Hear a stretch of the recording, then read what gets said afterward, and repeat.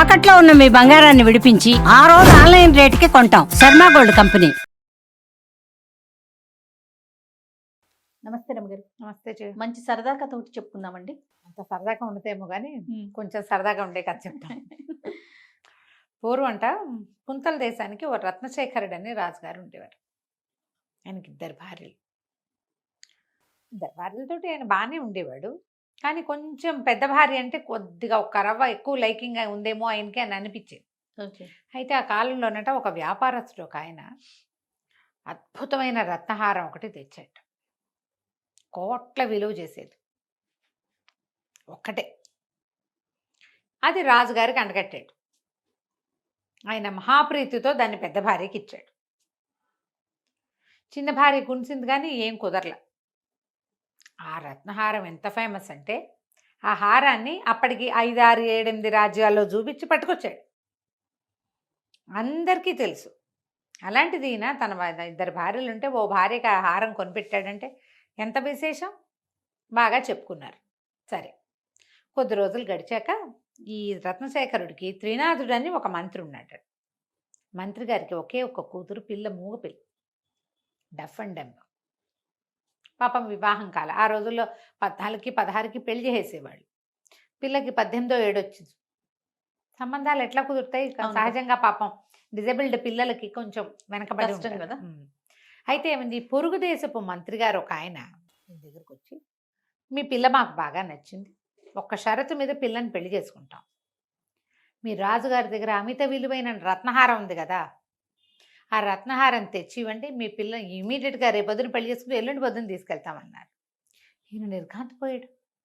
రాజుగారి దగ్గర రత్నహారం నేను తెచ్చి ఇవ్వటం ఏమిటండి, భలేవారు అనేసరికాలు అవన్నీ మాకెందుకు, ఏ కట్నం వద్దు, పెళ్లి జరిపించండి చాలు, ఆ హారం తెచ్చిస్తేనే పెళ్ళి అనేసరికి భార్య భర్త ఇద్దరు గింజుకుపోతున్నారు. ఏం చేయాలో తెలియలేదు. మామూలుగా రాజుగారి కట ప్రతి 15 రోజులకో వారం రోజులకో ఓసారి మారు వేషాలు వేసుకుని అధికారులందరిళ్ళకి వెళ్తాడు.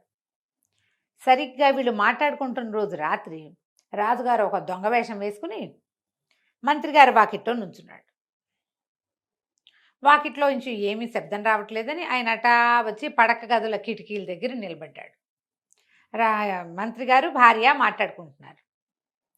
ఇదే ఆయన అట్లా అడుగుతాడు, ఎట్ట తెచ్చిస్తాం, అది తప్పు కాదు, రాజద్రోహం ఒకటి, దొంగతనం రెండోది, ఇంత పుట్ట కాబట్టి దొంగతనం చేయాలా, అంత పని నా వల్ల కాదు అంటే ఆవిడంది, ఏముందండి తెచ్చేయండి ఏదో రకంగా, పెళ్ళయ్యాక రాజుగారి కాళ్ళ మీద పడి చెప్పుకుందాం, పిల్ల పెళ్ళి అవ్వడం ఇంపార్టెంట్, ఇప్పటిదాకా ఎన్ని సంబంధాలు వచ్చాయి, ఎవడైనా ఒకడైనా చేసుకుంటాం, మీ పిల్ల నచ్చింది అని చెప్పారా, అదేమీ జరగలేదు, అయ్యే ఒప్పుకోండి అంతే అనేసరికల్లా అంత పని చేయటమే అసలు పచ్చి పాపం అని ఈయన గింజుకుంటున్నాడు. ఆయనకి ఏం చేయాలో తెలియటల్లా.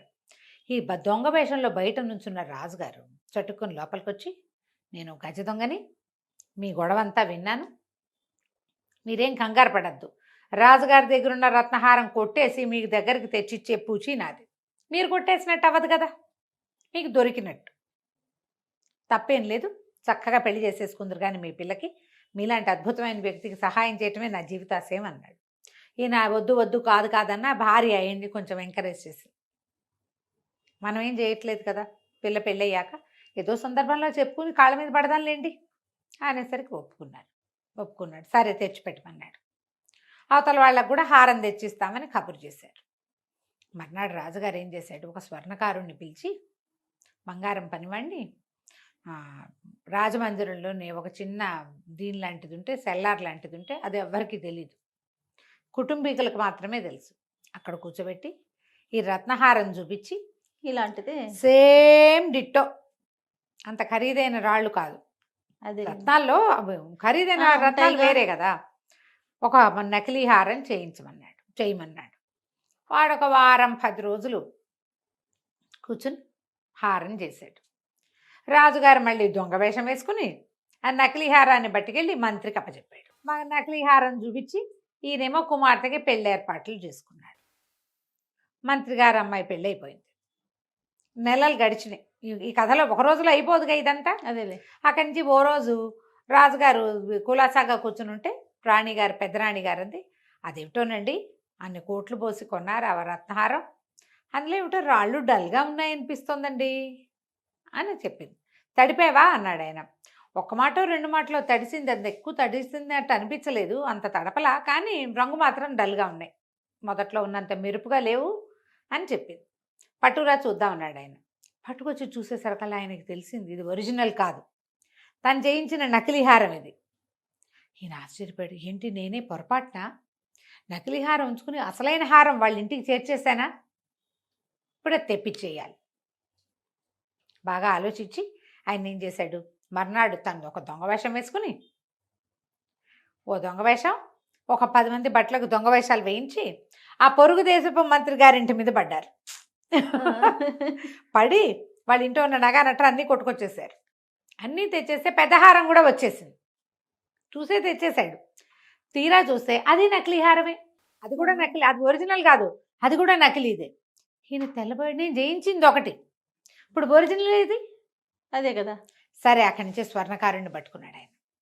కొద్ది రోజులు ఈ లోపల ఏమైంది, మంత్రి గారు వచ్చి, అయ్యా క్షమించండి, నేను ఈ పని నేనేమో ఒక దొంగవాడి మాట విని మా ఆవిడ ప్రలోభ పెడితే, అంటే మా ఆవిడ ప్రోవోక్ చేస్తే పడిపోయి పిల్ల పెళ్ళవుతుంది కదా, ఆ పిల్ల ఏమో నువ్వు మాట రాని పిల్ల అయిపోయింది, వాళ్ళేమో వస్తువు అడిగారు, మరి ఏమి చేయడానికి లేక ఆ దొంగవాడి తెచ్చిచ్చిన రత్నాల హారాన్ని పెళ్లి వాళ్ళకి ఇచ్చానండి, వాళ్ళ ఇంట్లో ఏమో దొంగలు పడ్డారట, హారం కూడా పోయిందిటండి, నన్ను చాలా క్షమించండి ప్రభు, మీరు ఏ శిక్ష వేసినా తీసుకుంటానన్నాడు మంత్రి గారు. అమాయకుడు. రాజుగారు అన్నాడు, ఏం పర్వాలేదులే, వాళ్ళ వస్తువులన్నీ వాళ్ళకి చేరేలా నేను చూస్తాను, ఏం పర్వాలేదు, మీరు కంగారు పడకండి, నేను మాట్లాడతానులేండి అన్నాడు. ఎందుకంటే అన్నీ కొట్టుకొచ్చింది వీళ్ళే కదా.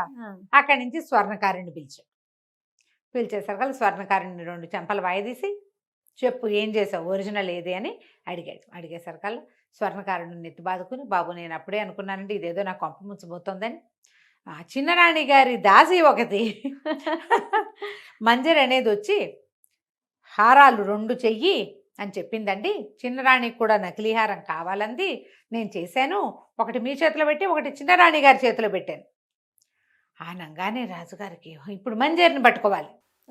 2 రోజుల తర్వాత మంజరిని కేకేయించాడు. దాన్ని ఇంచుమించు జైల్లో పెట్టినంత పనిచేసి దాన్ని కూడా 2 చెంపలు వాయించి, ఏం చేసావు హారం అంటే, ఆవిడేం చేసింది, అమ్మాయి చిన్నరాణి నేను కుమ్మక్కయ్యాము, మరి మీరు హారం చేస్తున్నారని మాకు తెలిసిపోయింది, ఎలాగా, మంజరి వాళ్ళ అక్క స్వర్ణకారుడి ఇంటి దగ్గర పనిచేస్తుంది, స్వర్ణకారుడు ఏం చేస్తున్నాడో వాడి భార్య మంజరి వాళ్ళ అక్కకి చెప్పింది, అక్క వచ్చి మంజరి చెప్పింది, మంజరి వెళ్ళి రాణికి చెప్పింది, ఇలాగే కదా వెళ్తాయి విషయాలు, ఒకళ్ళకొకళ్ళు చెప్పుకుని ఫైనల్గా నేనేం చేశాను, అతను 2 నకిలీ హారాలు చేశాడు, నేనే స్వర్ణకారుడి కన్నుగప్పి ఒరిజినల్ హారాన్ని రాణి గారికి చేర్చాను.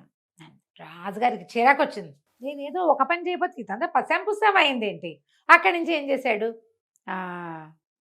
చిన్నరాణిని కేకేసి ఏమిటి ఈ పని, ఏమిటి ఇట్లా పని వాళ్ళ ముందు ఇట్లా పరువు తీయటం ఏమిటి, నువ్వు ఇంత పని ఎందుకు చేసావంటే, మరి స్త్రీలకు ఆభరణాల మీద ఉండదా, అది ఒక వస్తువు ఉంటే ఇట్లాంటిది ఇంకోటితే అని వాడికి చెప్పావా, నువ్వు చెప్పలా, ఒకటే ఉంటే నేను కొన్ను, నాకు 2 భార్యలు ఉన్నారు 2 కొంటాను అని అడిగావా, అడగకుండా ఒకటి ఉంటే టింగు రంగమ్మని అది కొని అక్కగారికి ఇస్తే నాకు మాత్రం కావాలని ఉండదా, అంతే కదా, అడిగి నీ ఆభరణం నాకు ఇవ్వు అంటే ఆవిడ ఇస్తుందా, ఒకవేళ ఇచ్చిన నాది ఇచ్చాను అంటుంది, నేనెందుకు ఆ చిన్నతనం పడాలి, నేను కూడా ఆవిడలాగా రాణినే కదా, అందుకని నేను ఈ పని చేశాను. ఇప్పుడు ఏం చేస్తాడు, సరే మాట్లాడకుండా ఊరుకుని, ఈసారి నుంచి ఎప్పుడు ఆయన 2 భార్యలని వెలిగా చూడలేదు, జాగ్రత్తగా ఇద్దరికి కొనేవాడు అనమాట. చూడు కథ కంచికి మనం ఇంటికి ఏం చేయకూడదో తెలుస్తుంది. అదే కదా రమ్మగారు, అంతేగా.